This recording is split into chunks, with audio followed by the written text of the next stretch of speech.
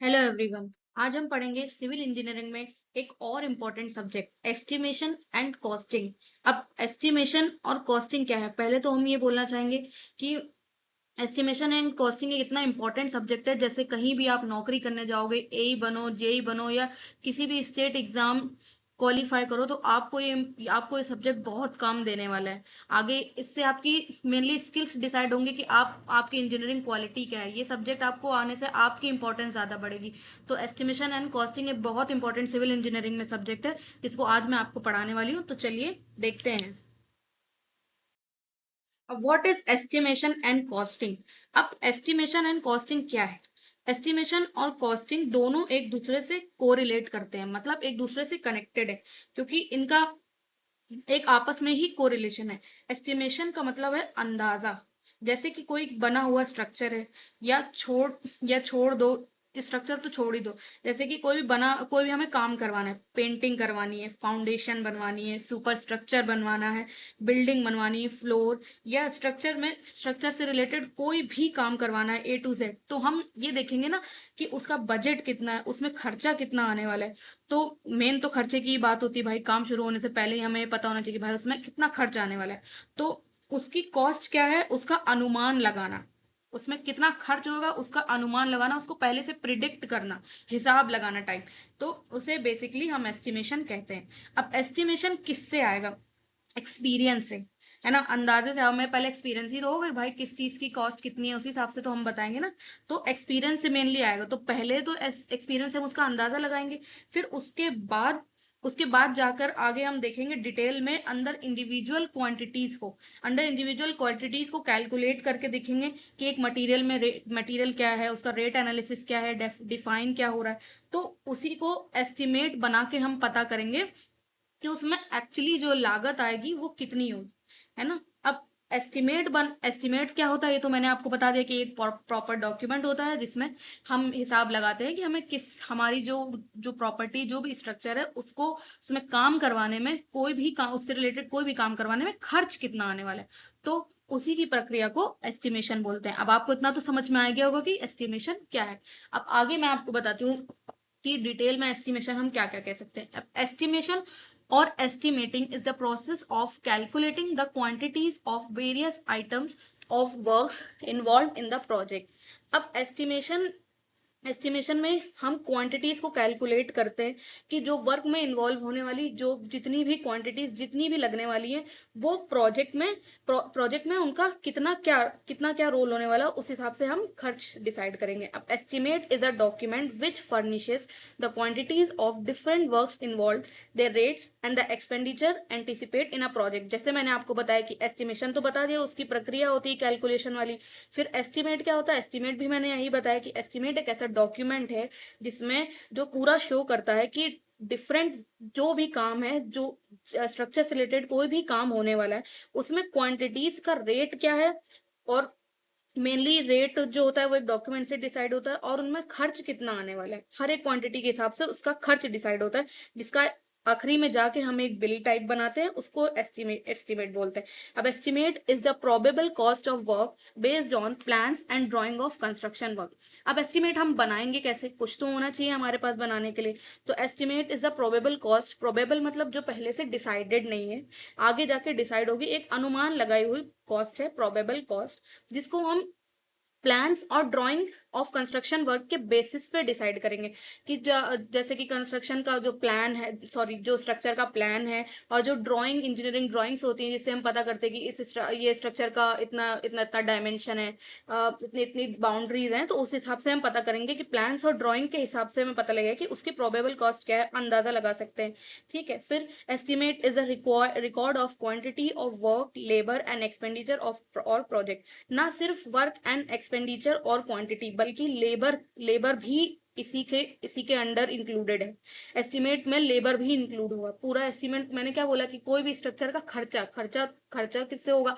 जब स्ट्रक्चर बनेगा तो लेबर एज ऑब्वियसली चाहिए, तो लेबर का भी खर्च उसी में ही इन्वॉल्व होता है। टोटली एस्टिमेशन पूरा खर्च डिसाइड करेगा शुरू से आखिरी तक, कॉस्ट में एक एक चीज जो भी लग रही है, material quantity, work expenditure, labour, हर चीज का हिसाब रखना। Okay, now come to actual cost. अब एक्चुअल कॉस्ट क्या है? एक्चुअल कॉस्ट मतलब वास्तविक लागत। वास्तविक लागत, actual cost of the structure is defined as the total expenditure on construction work at the time when the work is completed। सारा खर्चा प्रोजेक्ट शुरू होने से प्रोजेक्ट खत्म होने तक, उस जितना भी खर्च उसमें आएगा उसको एक्चुअल कॉस्ट बोलते हैं। सारा खर्च होने वाला, जिसमें जैसे कि प्रोजेक्ट शुरू हुआ उसमें सारी चीजें इन्वॉल्व होंगी, वर्क हो, लेबर हो, एक्सपेंडिचर, हर एक चीज, उसको उसी के पूरे खर्च को हम एक्चुअल कॉस्ट बोलेंगे।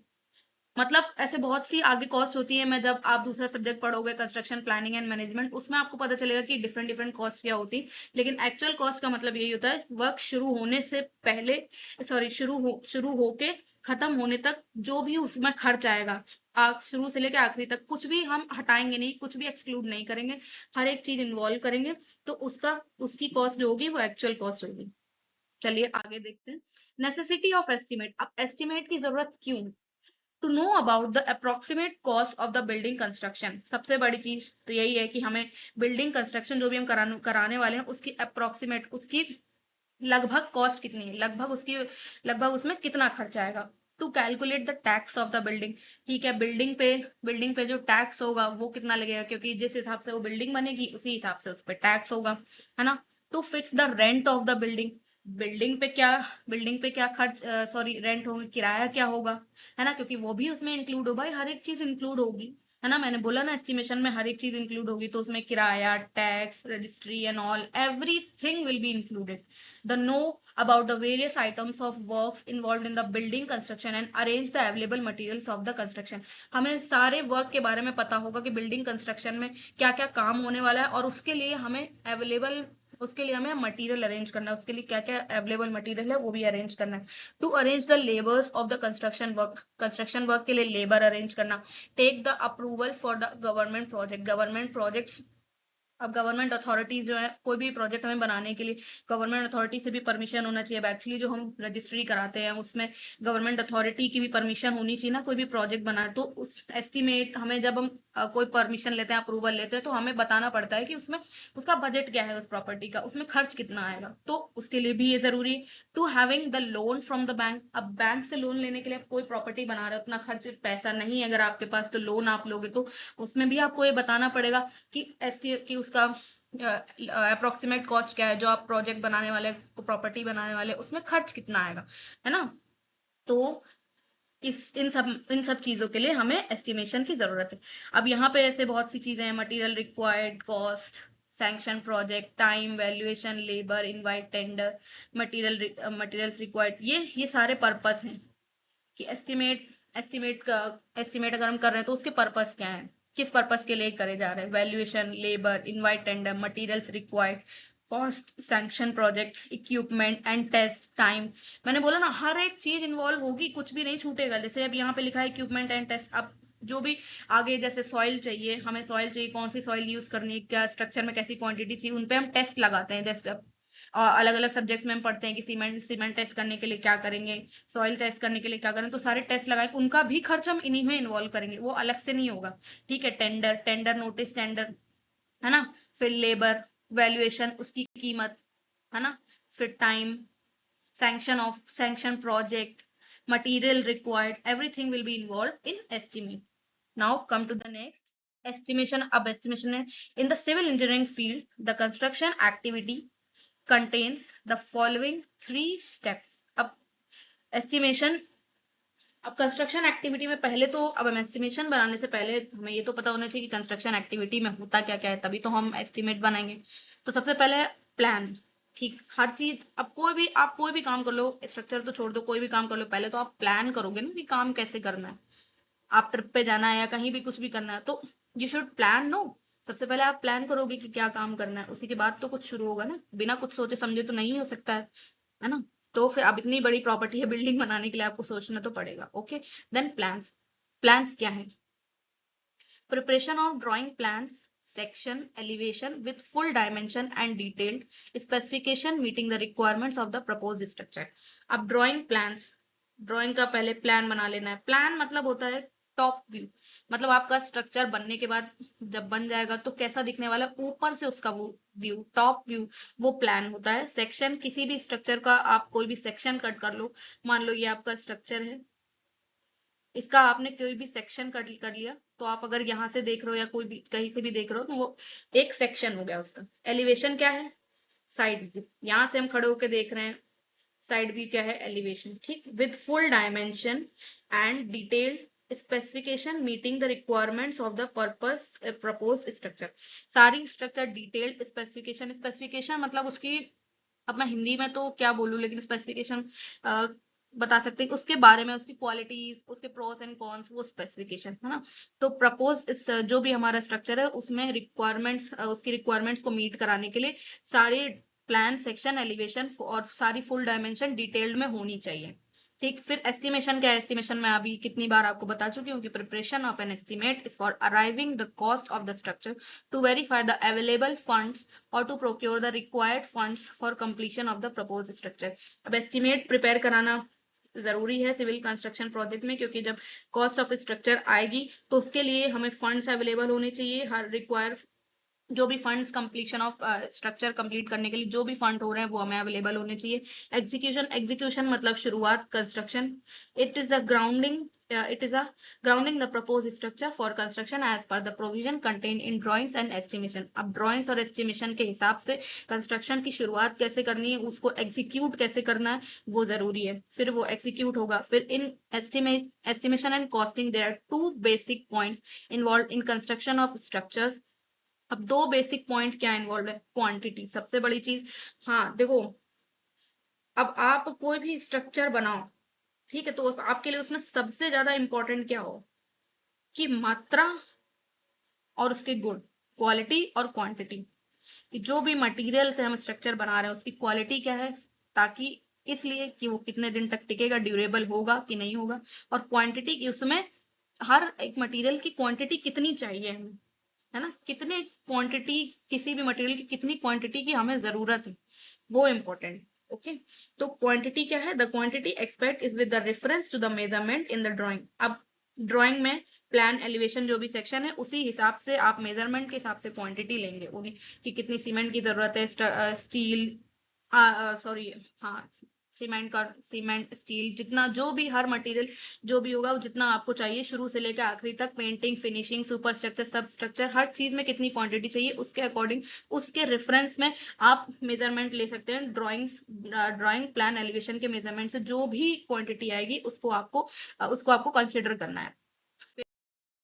क्वांटिटी के बारे में तो हमने पहले पढ़ लिया था, अब हम देखेंगे कि क्वालिटी के बारे में क्या है। तो हमेशा जो भी स्ट्रक्चर होगा वो दो ही चीज पर डिपेंड होगा, एक क्वांटिटी और एक क्वालिटी, ठीक है। फिर आप क्वालिटी पे जाएंगे तो the quality expects is with the reference to the specification of the properties of material, workmanship.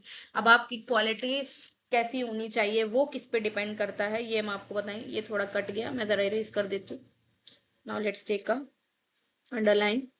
फिर अब जो आपकी क्वालिटीज हैं वो मटेरियल की प्रॉपर्टीज पे डिपेंड करेंगे ना। अब मटेरियल कैसा है, उसकी स्पेसिफिकेशन क्या है, उसके फीचर्स क्या है, उसी पे डिपेंड करेगा ना कि आपकी की क्वालिटी आपकी मटेरियल की कैसी होने वाली है। अब सीमेंट ले रहे हो, सैंड ले रहे हो, जो भी यूज में ले रहे हो, वो स्पेसिफिकेशन की रेफरेंस से चेक करेंगे हम कि उसकी मटेरियल की प्रॉपर्टी क्या है और वर्कमैनशिप क्या हो सकती है, वही क्वालिटी आपकी डिपेंड करेगी यहाँ पर। फिर the estimation and costing of any structure is defined as a process of determination of quantities of items of work and its cost for completion। मैं कई बार बता चुकी हूँ आपको इतनी देर में कि एस्टिमेशन और कॉस्टिंग क्या है। एस्टिमेशन वो चीज है जब हम हमारे स्ट्रक्चर में जितना भी काम होने वाला है उसका हिसाब लगाते हैं, उसका अनुमान लगाते हैं, और कॉस्टिंग वो है सारा हिसाब लगाने के बाद उसमें खर्च कितना आएगा, वो कॉस्टिंग है, ठीक है। अब आप estimate of a project is therefore a forecast of its probable cost.